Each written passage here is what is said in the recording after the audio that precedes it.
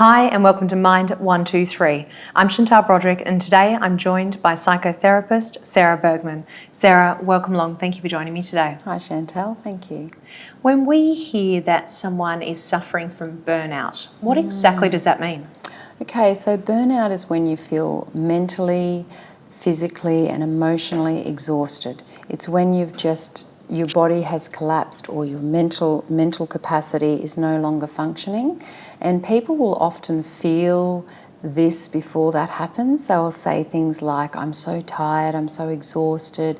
They'll even say, I feel burnt out, but they won't do anything about it. So what do you find are some of the causes of burnout?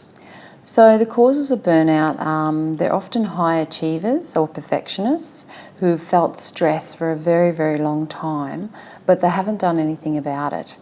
So they just can't cope anymore, but they tell themselves, like, I'm the only one that can do it. They're over-responsible, it's all up to me, and so they just take it upon themselves, and they often feel burnt out, but they can't do anything about it. So, Sarah, for any of our viewers that recognise burnout as something that might be affecting them, what are some ways that they can manage it?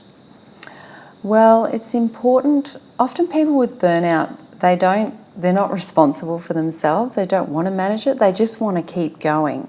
So something that I say to my clients is that it's about making choice for yourself, and about having some self-care. Because if you're saying yes all the time when really you mean no, you're just headed down for the burnout track, and your body or your mental state is going to be affected. So it's better that you learn to have choice, and for you to start saying no, and to have some self-care and some time out and some relaxation, because then you'll be able to do the things that you need to do. But if you don't do that, you will eventually just collapse, and then you won't be good for anybody or yourself. And just very briefly, Sarah, you just said the word self-care in there. Can you just explain what you mean by that? Well, self-care is recognising that, you're allowed a life too. So you aren't the one that's responsible for everything. The world isn't going to fall apart if you don't do it all. You can hand it over to other people and say, no, I'm going to take a breather right now. I'm going to go on a holiday right now. Or I'm going to say no to that and catch up for lunch with friends. Great example. Sarah, thank you so much for explaining burnout to us today. Thank you. You're welcome, Chantal.